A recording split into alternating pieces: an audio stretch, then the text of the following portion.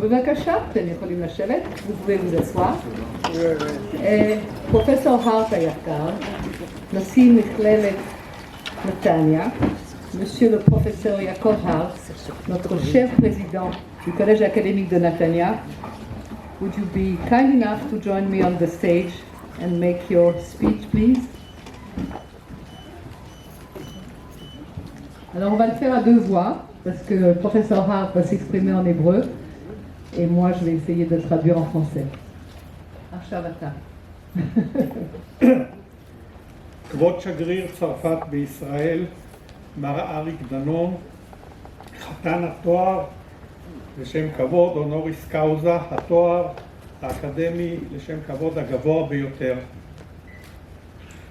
גברת קלוד גונדמן ברייטמן, יושב ראש הקמפוס הפרנקופוני, מר שמואל סבא, יושב ראש הוועד המנהל, מר הרווי גיימרד, שר לשעבר ונשיא של קרן שרל דה גול, פרופסור דניס שרביט, רפרנט אקדמי של הקמפוס הפרנקופוני, מר ג'ורג' ריידר, מנכ"ל של המכון הצרפתי בישראל, חברי חבר הנאמנים, חברי מועצת העיר, דיקנים יקרים, חברי סגל אקדמי יקרים, חברי סגל המכללה, ידידי המכללה, ותודה מיוחדת לכל הצוות שהכין את האירוע ואת הטקס היום. Alors au nom du professeur Yaakov Hart, qui est le président du Collège académique de Natania, c'est un immense médecin à qui on doit pour tout le pays d'Israël ce formidable réseau de réhabilitation de tous nos soldats blessés dans tous les différents combats. C'est vraiment un homme extraordinaire à qui on doit beaucoup.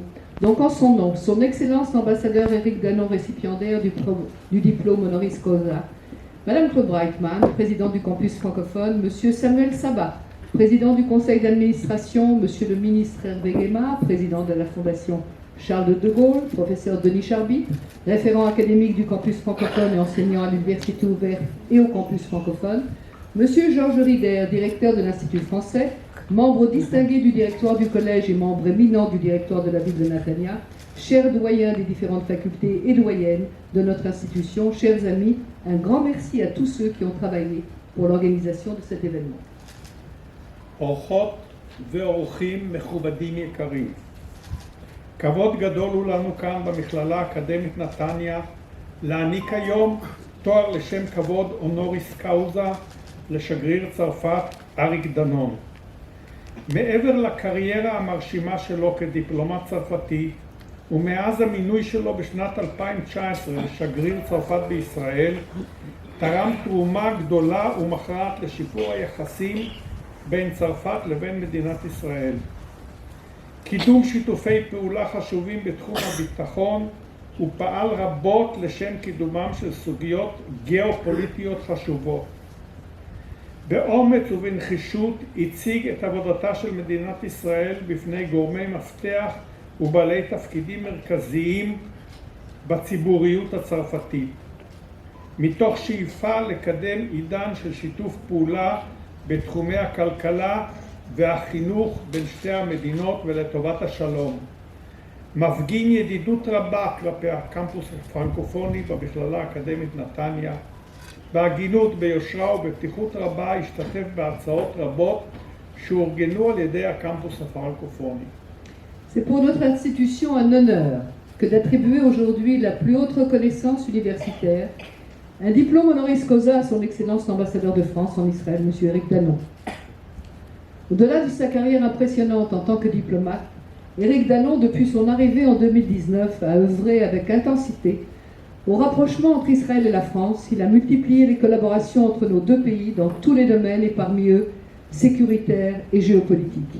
Il a présenté avec force et courage les points de vue d'Israël sur des sujets majeurs, politiques, économiques, culturels, auprès des autorités officielles françaises afin de nouer des liens de confiance et de progrès entre nos deux pays.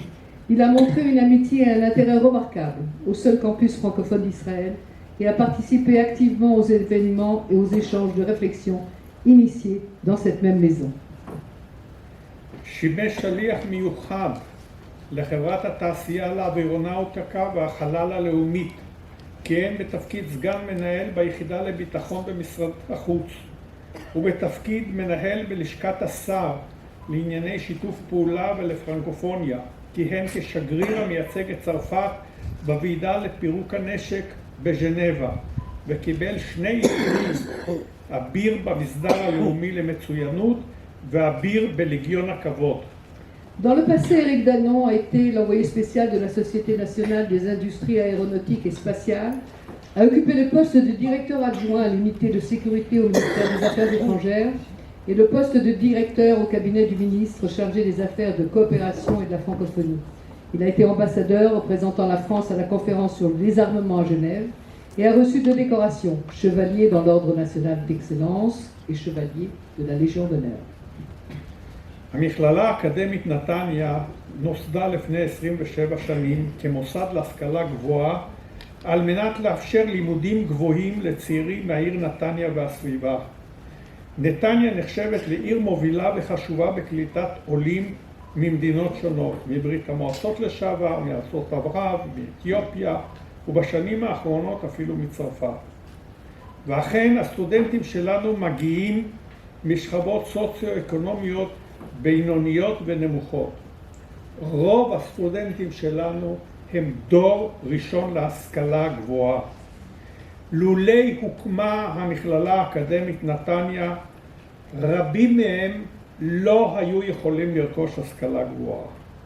יש לנו היום כבר מעל 27,000 בוגרים שיצאו משערי המכללה, שלמדו ב-21 תוכניות לימוד שמאושרות כולן על ידי המועצה להשכלה גבוהה, לתואר ראשון ולתואר שני ב10 בתי ספר שונים.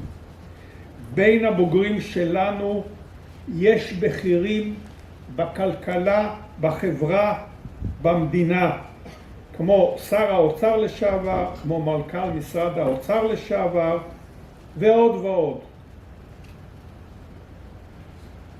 Le collège universitaire de Natania a été fondé il y a 27 ans en tant qu'établissement d'enseignement supérieur afin de permettre des études supérieures universitaires aux jeunes de la ville de Natania et des environs. Natania est considérée comme une ville leader et importante dans l'accueil d'immigrants de divers pays, de l'ex-URSS, des pays arabes, de l'Éthiopie et ces dernières années de la France. En effet, nos étudiants viennent de couches socio-économiques moyennes et basses. Nos étudiants sont la première génération de l'enseignement supérieur. S'il n'y avait pas la création du collège universitaire de Natania, beaucoup d'entre eux ne pourraient pas acquérir une éducation supérieure. Ce sont déjà 27 000 diplômés qui ont quitté les portes, qui ont passé les portes du collège, qui ont étudié dans 21 programmes d'études, tous approuvés par le Conseil de l'enseignement supérieur, pour des diplômes de licence, de maîtrise, dans 10 écoles différentes. Parmi nos diplômés figurent des personnalités de l'économie, de la société, de la haute technologie, l'ancien ministre des Finances, M. Cartlon, l'ancien PDG du ministère des Finances et plus encore. Parallèlement aux études universitaires, nous éduquons nos étudiants à l'engagement social et aux valeurs de tolérance. לצד הלימודים האקדמיים, אנו מחנכים את הסטודנטים שלנו למעורבות חברתית ולערכים של סובלנות. אנחנו גאים היום להעניק לך את התואר אונוריס קאוזה.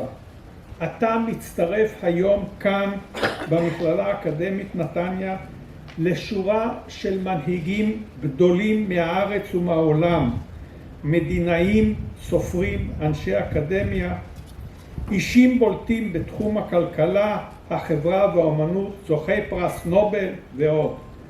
כאן, על במה זו, הוענקו תוארי כבוד בין השאר לנשיא צרפת לשעבר ניקולא סרקוזי, לנשיא ברית המועצות לשעבר מיכאל גורבצ'וב, לנשיא אינדונזיה לשעבר עבדו רחמן ואיד, לנשיא דרום אפריקה לשעבר פרדריק דה קלרק, לנשיאי ישראל בעבר שמואל פרס ואפרים קציר זיכרונם לברכה, ראשי ממשלה, רמטכ"לים, חתני פרס נובל, אישים מובילים במשק הישראלי ואחרים החולקים יחד איתך את הכבוד לו אתה ראוי.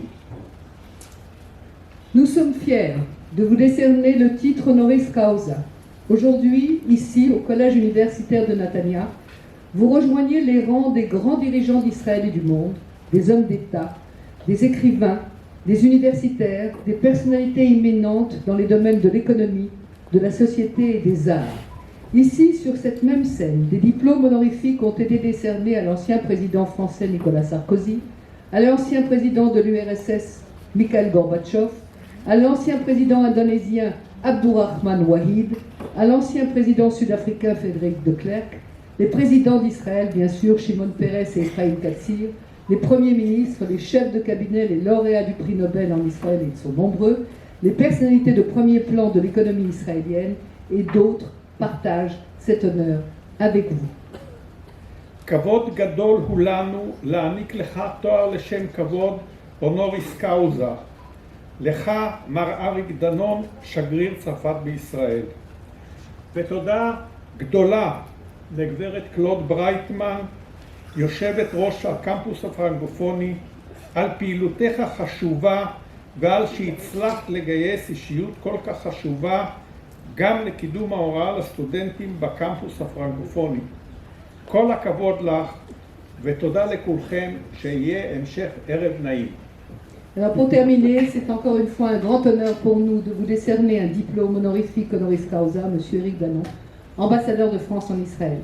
Merci à Claude, la présidente du campus francophone, pour son importante activité et pour avoir pu recruter une personnalité aussi importante pour la promotion de l'enseignement aux étudiants du campus francophone et pour le nombre d'activités que nous avons partagées ensemble. Bien à vous et merci. Et c'est maintenant, je vais demander au professeur Gelbart, le recteur de notre université, d'avoir l'extrême gentillesse de rejoindre Éric Danon sur la scène pour lui remettre le diplôme honoris causa.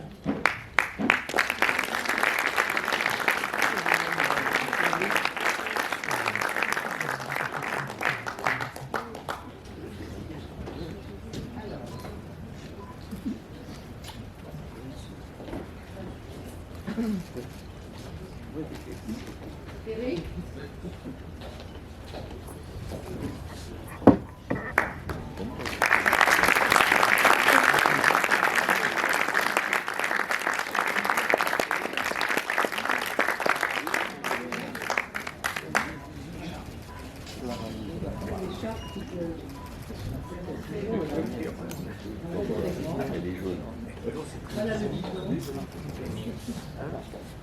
המועצה האקדמית של המכללה האקדמית נתניה מתכבדת להעניק לכבוד שגריר צרפת בישראל, מר אריק דנון, תואר לשם כבוד הונוריס קאוזה, על עשייתו למען אומות העולם והגברת ערכי השלום, הדמוקרטיה והשוויון, על אהבתו למדינת ישראל ולעם היהודי ועל הפיכתו לדוגמה וסמל ולשם דבר בארצו ובעולם כולו.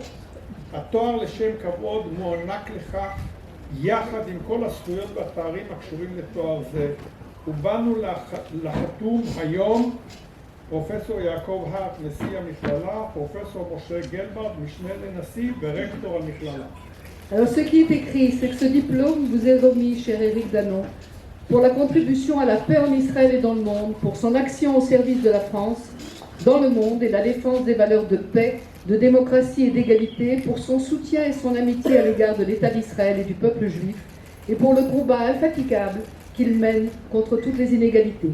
Ce titre honorifique lui est conféré avec tous les honneurs et prérogatives qui y sont attachés. C'est fait à Netanya le 20 mars 2023 et sont signés professeur Yaakov Hart, président, professeur Moshe Gelbart, président adjoint et recteur. Félicitations.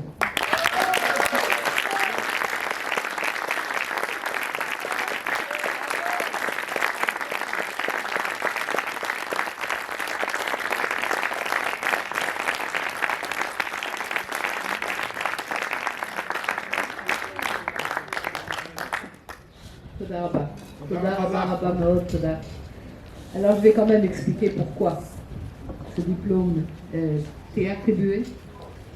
Au-delà de la carrière exceptionnelle de diplomate français, votre Excellence Éric Danon en poste depuis 2019 en Israël, vous avez été l'architecte de la reconstruction des liens de confiance entre la France et Israël, ce qui a permis une coopération extraordinaire dans les domaines de sécurité et les grandes questions géopolitiques de cette période.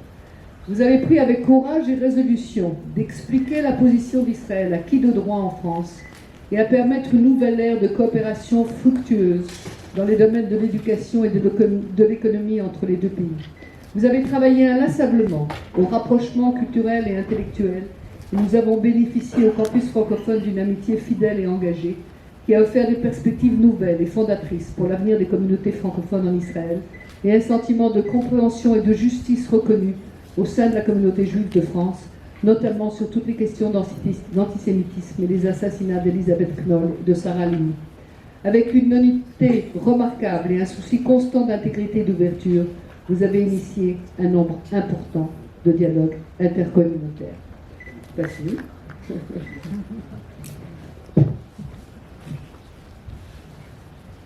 Vous avez été la voix de la France et celle de votre intime conviction pour vous exprimer à l'ouverture de chacun de nos cycles depuis l'engagement aux côtés du baron de Rothschild, en passant par la justice, le développement de la francophonie et cette année sur le symbolique, toujours présent et toujours fidèle à vos idées, toujours solidaire de la République française et de la démocratie. Ce que votre parcours exceptionnel d'homme engagé et concerné a prouvé plus d'une fois, en effet, vous êtes un ancien élève de l'École normale supérieure de Saint-Cloud, agrégé de sciences physiques et diplômé de l'Institut d'études politiques. Vous êtes aussi un ancien élève de l'École nationale d'administration, promotion Denis Diderot, 1986. Vous avez été nommé ministre plénipotentiaire de 2e classe avant d'occuper des postes décisifs à l'École nationale d'administration de 1984 à 1986, à l'administration centrale, Amérique, de 1986 à 1987, aux affaires stratégiques et désarmement de 1987 à 1988, puis comme conseiller technique au cabinet du ministre d'État, ministre des Affaires étrangères de 1988 à 1991. Détaché auprès de la Société nationale industrielle aérospatiale de 1991 à 1994, à l'administration centrale, affaires stratégiques, sécurité et désarmement, de 1994 à 1996, délégué dans les fonctions de sous-directeur de la sécurité, directeur du cabinet du ministre délégué à la coopération à la francophonie, également chargé de mission au cabinet du ministre de 1999 à 2000. De 2001 à 2007, vous avez été nommé ambassadeur extraordinaire et plénipotentiaire à Monaco. De 2007 à 2008, ambassadeur représentant de la France à la conférence du désarmement à Genève. De 2008 à 2012, à l'administration centrale, chargé de mission, marque France dans la production et la diffusion mondiale des connaissances et appellations Quai d'Orsay. Puis de 2012 à 2013, directeur général auprès du Conseil supérieur de la formation et de la recherche stratégique, de 2013 à 2016, et directeur général adjoint affaires politiques et de sécurité depuis septembre 2016. Pour tout cela, et bien plus encore, vous avez été décoré chevalier de l'Ordre national du mérite et chevalier de la Légion d'honneur, au vu de vos accomplissements passés et à venir, à la lumière de votre engagement indéfectible pour la paix et les droits de l'homme. Nous sommes heureux ce soir de vous discerner ce diplôme honoris causa du Collège académique de Nathalie.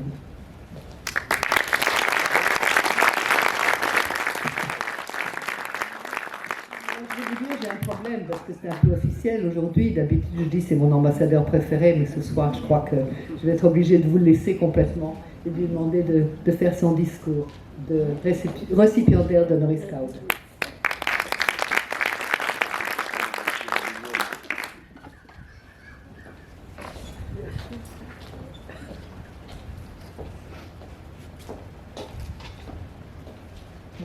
Bonsoir à tous.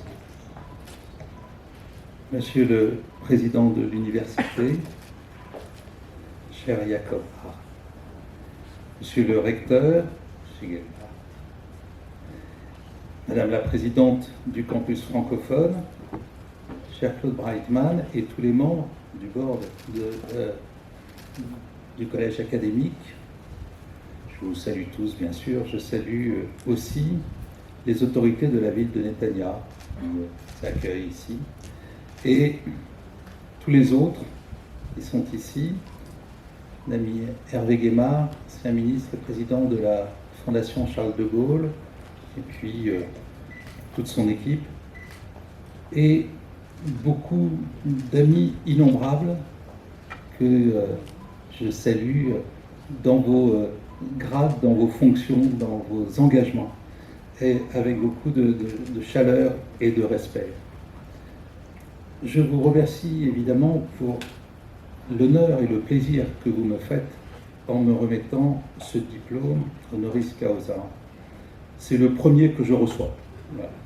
C'est nouveau pour moi. Vous sentez quand même évidemment une forte émotion et derrière une grande fierté. Vous me distinguez aujourd'hui pour mon parcours et mon action comme diplomate. Et la question, c'est toujours, est-ce que j'en ai grand mérite? Surtout que vous avez mis un peu la pression, cher Claude, en citant les hommes d'État et le gouvernement qui m'ont précédé dans cette attribution. En fait, depuis toujours, j'ai voulu travailler dans un environnement international, sans doute autant pour des raisons familiales que professionnelles, mais peut-être plus familiales. Les histoires de mon enfance évoquaient, comme un paradis perdu, l'Alexandrie cosmopolite où étaient nés mes parents au milieu des années 20, une ville ouverte à toutes les cultures et accueillante pour les étrangers et les apatrides. Et le récit familial s'ancrait dans l'exil forcé de mes 4 grands-parents, juifs, peu pratiquants, nés respectivement à Constantinople et à Rhodes du côté de mon père, au Caire et à Beyrouth du côté de ma mère. À Alexandrie, où ils avaient tous fini par poser leurs valises, ils furent épargnés pendant la Deuxième Guerre mondiale grâce au protectorat britannique. Mais la plupart des membres de leurs familles respectives qui n'avaient pas émigré comme eux disparurent dans les camps pendant la Shoah. Après la guerre, il fallut repartir, l'antisionisme de Nasser ayant rendu l'atmosphère irrespirable pour la communauté juive, pourtant ancienne et bien intégrée dans le pays. Il fallut repartir, mon père sous une identité italienne, ma mère avec un faux passeport britannique, avant que le reste de la famille ne soit expulsé au lendemain de la crise de 1956.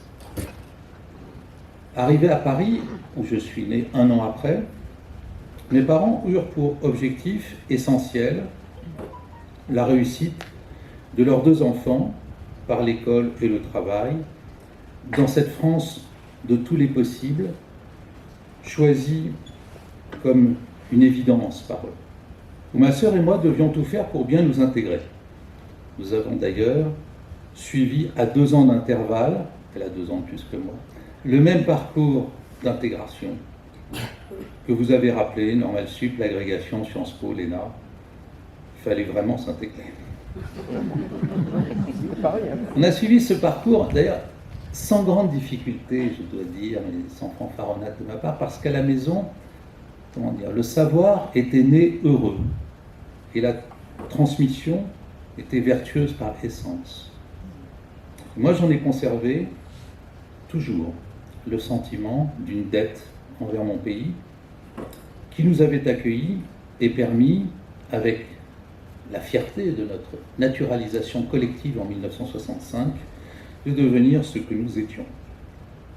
Et donc le choix du Quai d'Orsay se fit sans hésitation à la sortie de l'ENA. L'honneur de défendre les intérêts de la France, la subtilité des négociations internationales, la perspective de s'enrichir d'autres cultures, tout m'attirait dans ce métier de diplomate. Et si par curiosité et par tempérament j'ai vécu de nombreuses autres expériences professionnelles, elles m'ont aussi toujours ramené à la diplomatie. Je détiens le record du Quai d'Orsay des départs dans le privé et des retours. À 4. Alors, et c'est sans doute cette histoire familiale qui m'a fait me sentir un peu chez moi quand j'ai posé le pied en Israël il y a 3 ans et demi, tout en me donnant l'impression de boucler la boucle pour mon dernier poste à l'étranger comme représentant de la France. Je m'attendais à tout, sauf à être nommé à Tel Aviv. Lors de mes débuts au ministère des Affaires étrangères en 1986, le secrétaire général du Quai d'Orsay m'avait affirmé à la fin du premier entretien, l'entrevue de réception, et comme si cela allait de soi, mon jeune ami, avec le nom que vous portez, vous ne serez jamais nommé en Israël. Et, je sors un peu de mon texte, mais je dois vous dire que je lui ai présenté ma démission instantanément. Et il m'a dit pourquoi. Et je lui ai dit, mais si après tout ce que j'ai fait, je suis encore soupçonné, de près ou de loin, de double allégeance, je préfère aller dans un autre ministère.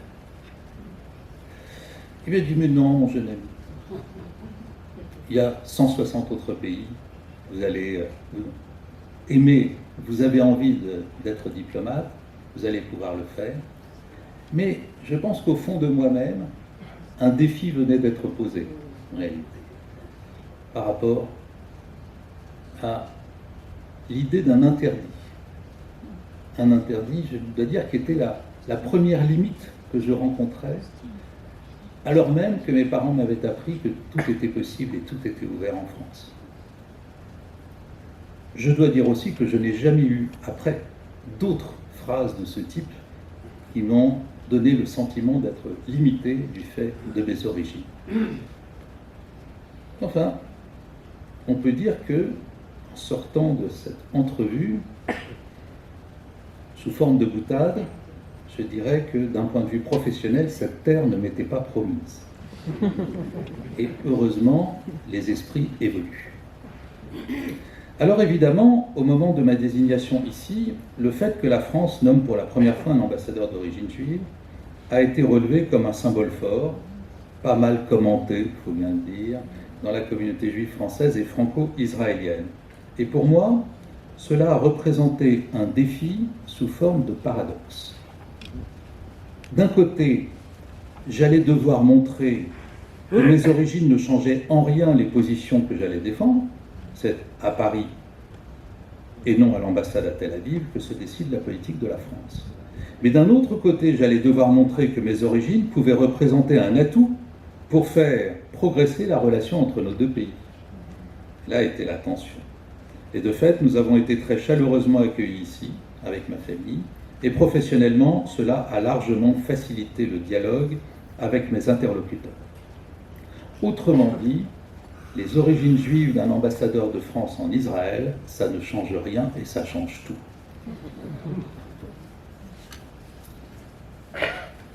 Et ça change évidemment ma manière de percevoir cette relation. Et il a fallu, dès le début, que je me fixe à moi-même une ligne et une manière de faire. Car comment bâtir une relation alors qu'il faut à la fois de l'ambition et une très grande humilité, parce qu'on s'inscrit dans une histoire compliquée. Être à la fois humble et ambitieux. Vous avez parlé, cher Claude, d'intégrité dans votre texte. Je ne m'attendais pas à ce mot. C'est un des points essentiels. L'intégrité, pour moi, c'est quoi? C'est faire coïncider en permanence ce que je suis, ce que je crois et ce que je fais. Et c'est difficile au Quai d'Orsay. Et il faut bien tenir la ligne, je peux vous dire. Alors, je me suis trouvé donc dans une nécessité aussi d'essayer de comprendre le monde dans sa complexité, là où on m'invitait quand même à simplifier les problèmes au maximum. Parce que quand il faut agir, eh bien, il faut simplifier. Alors, j'ai vu qu'on attribuait au général de Gaulle, mais apparemment c'est à peu près cette idée qu'en politique, et en particulier en politique étrangère, tout ce qui est simple est faux, tout ce qui est compliqué est inapplicable. Et donc il faut naviguer entre simplicité, une simplification des événements et une complexité qui rend l'action difficile. Et puis, je me suis dit, allez, c'est mon dernier poste. Est-ce que ça m'autorise à prendre des risques? Par tempérament, oui, mais il me fallait réussir la mission absolument. Pourquoi? Parce qu'on aurait pu dire après, ben vous voyez, on a nommé un ambassadeur d'origine juive, ça n'a pas marché. Donc en fait, j'avais une obligation de réussite pour la suite. Et ça fait réfléchir sur le risque que l'on va prendre, en réalité, au quotidien et dans ses propres actions. Et donc, j'ai trouvé une ligne pour moi-même, dès le début, ne pas se contenter de la ligne du Quai d'Orsay. C'est-à-dire travailler au-dessus, au-delà de ça. Alors, pour l'anecdote, ça a commencé dès ma réunion d'instruction. Alors, une réunion d'instruction, vous réunit solennellement, moins de solennité quand même, aujourd'hui, dans une grande salle du Quai d'Orsay où vous avez tous les ministères qui sont là et les 40 spécialistes du pays où vous allez être nommés, voilà, en charge. Et le directeur adjoint de l'Afrique du Nord, Moyen-Orient, lance en disant « Écoute, on va aller vite, tu connais la position, la solution à 2 États, Jérusalem capitale des 2 États, les paramètres d'Oslo, les frontières de 67, et j'ai fait ça. » Il m'a regardé, il m'a dit « Tu ne vas pas commencer. » J'ai dit « Ben si, je vais commencer par une question. » Ça va montrer quand même qu'on est un peu juif. Donc, je vais commencer par une question. Qui, autour de cette table, donc les 40 spécialistes, pense qu'à échéance raisonnable, visible, la solution à 2 États telle que nous la prônons a une chance d'arriver? Je m'attendais quand même à des gens qui lèvent la main. Personne. Et j'ai dit, ben voilà, c'est ça la ligne. C'est qu'en fait, nous prônons quelque chose, aucun d'entre nous n'y croit, quant à sa capacité à être réalisée. Bien sûr, ce serait formidable. Je veux dire, c'est une position qui est inattaquable. Et je veux dire, je peux être pour la paix dans le monde. C'est pas pour ça que je vais penser que ça va arriver. Et la difficulté n'est pas de dire voilà ce qu'il faudrait dans l'idéal absolu. C'est, quand on fait de la politique étrangère, vers quoi est-ce qu'on peut aller comme compromis raisonnable. Et donc voilà comment ça a commencé. Ne pas se contenter d'une ligne que j'allais devoir défendre, que j'ai évidemment défendue, mais en disant c'est la position la meilleure, pourrait-on dire, mais plus ça va dans le temps, plus elle s'éloigne. Et donc, qu'est-ce que nous allons faire par rapport à ça? Car le danger, et parler très vite aux plus hautes autorités de l'État, c'est de sortir de l'histoire. Car apprenez quelque chose de formidable, mais qui n'arrivera jamais, en fait, on s'enlève, on saute soi-même la capacité à agir sur les choses. Et donc, voilà comment cela avait commencé. J'arrive ici, et je m'aperçois, ça a vraiment à voir avec les idées simples et l'Orient compliqué, je m'aperçois que tout ce qui me paraissait acquis en France ne l'était pas du tout, et que Israël était le lieu où, au contraire, on remettait en permanence en question des choses qui étaient acquises. On en a parlé tout à l'heure. La légitimité d'Israël. Alors moi, quand j'arrive ici, je suis absolument convaincu qu'il n'y a aucun problème sur la légitimité d'Israël. Et voilà que je vois des débats sans fin sur une triple légitimité. La légitimité basée sur le livre, la terre promise, la légitimité basée sur une résolution de l'ONU et un acte de droit international, et une légitimité qui vient de la Shoah, dont je ne m'attendais pas à ce qu'elle soit aussi forte, mais à la lecture d'Abbé Yehoshua et de tant d'autres, c'est pour certains la raison principale. Et donc, ce qui me paraissait clair est devenu d'un coup, non pas tant compliqué que source de débat. Et je ne parle pas du sionisme, parce qu'il n'y a qu'ici que d'un coup je découvre qu'il y a un sionisme politique, un sionisme religieux, un sionisme culturel, et que alors, c'est vraiment 3 juifs, 4 synagogues, c'est-à-dire que personne n'est d'accord dans un entre-soi formidable. Et je dois dire qu'il y a une espèce de bonheur chez moi, au débat permanent sur des choses qui, comme ça, dans la vie internationale, paraissent posées, évidentes pour les gens, mais dès qu'on creuse un peu, ça ne l'est pas du tout. Voilà. Après, évidemment, il y a eu ce que j'ai vu des Israéliens et de la communauté française. Alors évidemment, dans ma famille, j'avais déjà compris quelques-uns des éléments, mais là, je dois dire que quand vous arrivez comme diplomate et qu'on vous pose en permanence la question « Est-ce que vous aimez Israël ?» Et vous imaginez un diplomate qui va au Danemark ou au Mexique. Est-ce que vous aimez le Danemark? Mais comme étant presque une condition du dialogue. C'est-à-dire que si vous dites non, c'est fini. Voilà. Il n'y a qu'une seule possibilité, c'est de dire mais j'adore ce pays. Parce que autrement, terminé. Vous n'avez plus de relation avec personne. Et cette soif d'être aimé, en fait, peut-être par rapport à aux ambassadeurs précédents, elle ne m'a pas étonné. Parce que, je veux dire, j'avais une mère qui avait 3000 ans de tradition de mère juive derrière elle. Donc je savais exactement de quoi il s'agissait, de vouloir absolument être aimé et quel rapport à la culpabilité ça pouvait entraîner. Donc, moi, je n'ai pas été surpris. Mais quand même, en tant que diplomate, il y avait quand même quelque chose là de fort.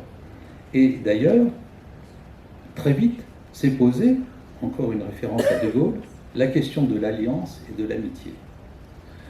Et évidemment, il y a une relation d'amitié, mais très compliquée depuis longtemps, y compris depuis 1967. Et une relation d'alliance encore plus compliquée. D'autant plus qu'il faut le rappeler, il n'y a aucun traité d'alliance d'Israël avec aucun pays du monde. Tout le monde pense qu'il y a une alliance avec les États-Unis. Il n'y a aucun traité d'alliance. C'est une leçon du général. En fait, après la guerre des 6 jours, les Israéliens vont devenir indépendants, autonomes et ne pas vouloir être pris, pourrait-on dire, ou obligés de faire quelque chose qu'ils ne veulent pas faire à partir d'une alliance. Et quand je me suis dit quels objectifs se fixer pour la relation, et moi, je dois dire que j'ai eu envie, et là encore je l'ai dit aux autorités, que lorsque l'on dit que la France et Israël sont des alliés, cela signifie quelque chose et ce ne soit pas seulement une phrase dans un discours. Alors qu'est-ce que j'ai fait pour ça? Je ne vais pas vous faire... C'est vrai qu'après 3 ans et demi ici, commence un peu le temps des bilans. Bon, mais ce sera pour quand je partirai. Il y a des choses dont je suis fier, des choses moins. Une des choses dont je suis le plus fier, c'est justement la relation de sécurité et de défense. Cela m'a paru, dès le début, l'essentiel. J'aurais pu faire, comme beaucoup de mes prédécesseurs, quelque chose sur tout le soft power. Et on a fait quand même, avec Georges et son prédécesseur, des choses, je crois, assez intéressantes, y compris en matière de francophonie. On a fait des choses intéressantes sur le plan de l'économie. Ça fait partie aussi des choses dont je suis très content quand je partirai. Par rapport à 2019, avant le Covid, nous serons, du point de vue des relations économiques et commerciales, à presque plus 50% des exportations et des importations. Et Israël et la France sont dans une situation qui aura bien changé, avec, je m'en réjouis quand même, un excédent pour la France. Et je crois que c'est d'autant plus remarquable que nous ne vendons pas d'avions et nous ne vendons pas d'hydrocarbures. Donc alors que dans tous les pays où la France a des excédents, les avions jouent beaucoup. Ici, il n'y en a pas. Oh, très bien. Je reviens à la sécurité. Comment faire? Comment redonner confiance? Car la rupture de 67, nous en avons parlé, eh bien, elle marque vraiment un déficit de confiance. Et donc, les Israéliens, dès mes premières discussions avec eux, étaient intéressés à la coopération, mais toujours tournant autour d'un point clé. Est-ce que si nous repartons en guerre, sous-entendu avec l'Iran, est-ce que si nous repartons en guerre, vous allez nous lâcher ou pas, comme en 67? C'est quand même une question clé. Bon. Et nous avons travaillé sur, déjà, il fallait préparer le terrain. Donc, nous avons augmenté considérablement la coopération. Nous sommes aujourd'hui, après les Américains bien sûr, le pays européen qui travaille le plus avec les Israéliens dans la coopération militaire. Vous avez peut-être ceux qui vivent à Haïfa, ont vu que nous avons maintenant des escales de bateaux toutes les 5 semaines, que nous travaillons la question aéronautique et la coopération de défense dans le domaine aéronautique, que les Rafales français se sont posés ici il y a 1 an et demi. C'était la première fois qu'un avion de chasse français se posait en Israël depuis 1970. Les Rafales se posent maintenant et les exercices commencent. Nous avons des échanges de renseignements. Quand je suis arrivé, c'était tous les 15 jours. Maintenant, c'est tous les 2 jours.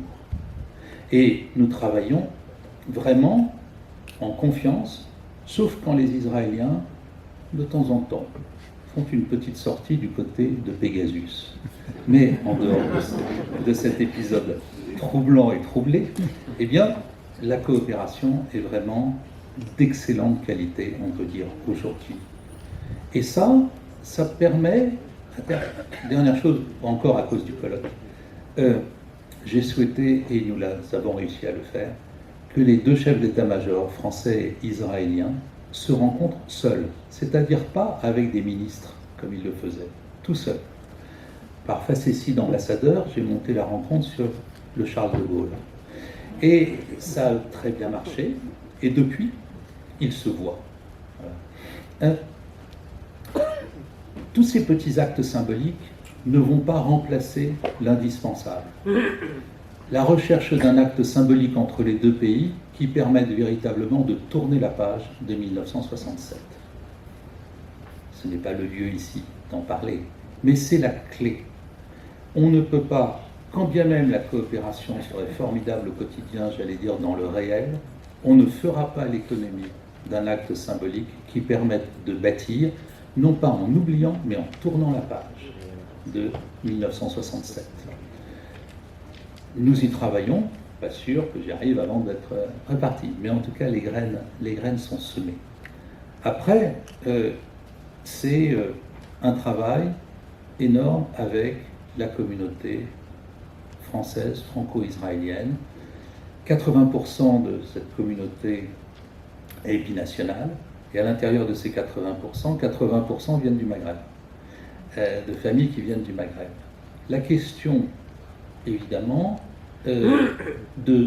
identitaire est clé pour comprendre comment fonctionne la communauté française ici.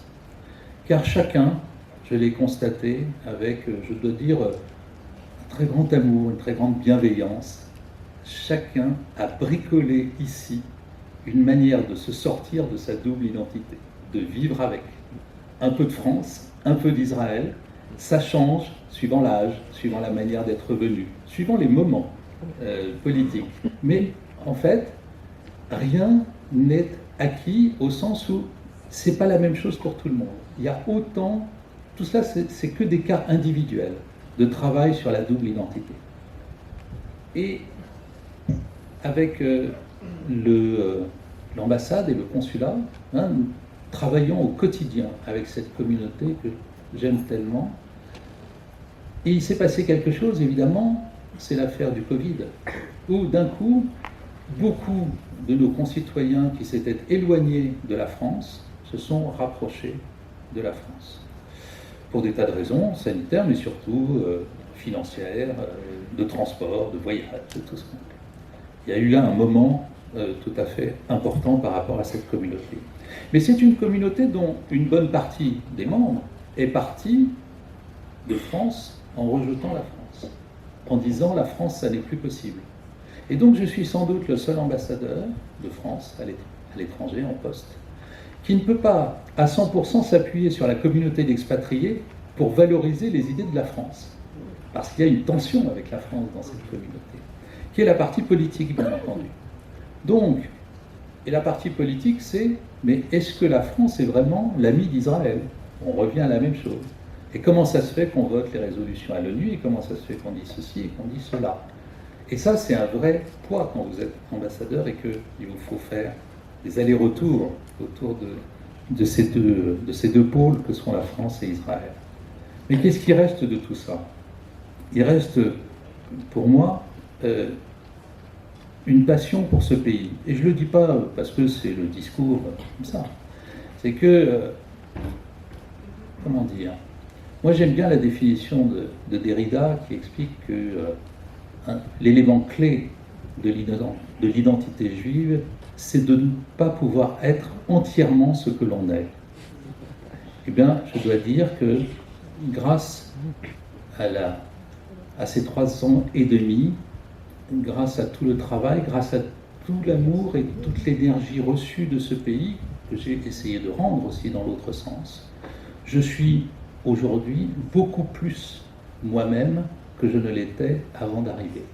De cela, je vous remercie tous parce que je le dois à vous tous et je vous remercie encore, Monsieur le Président, Messieurs de l'Université, cher Claude, de la joie et l'honneur que vous me faites en contribuant en réalité à me faire franchir moi-même une étape personnelle déterminante. Merci.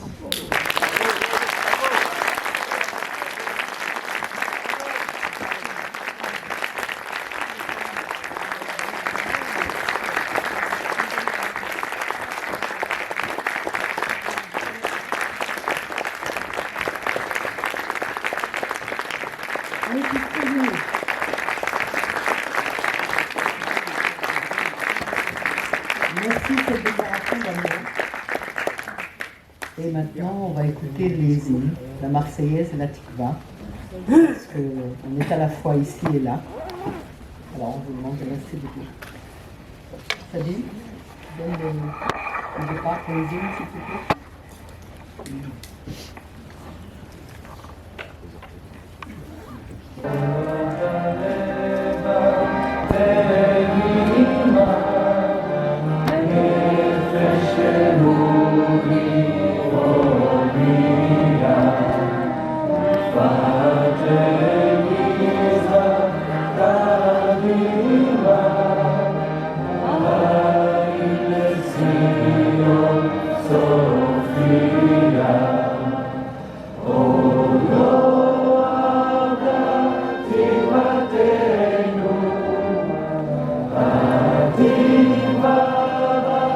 Shloka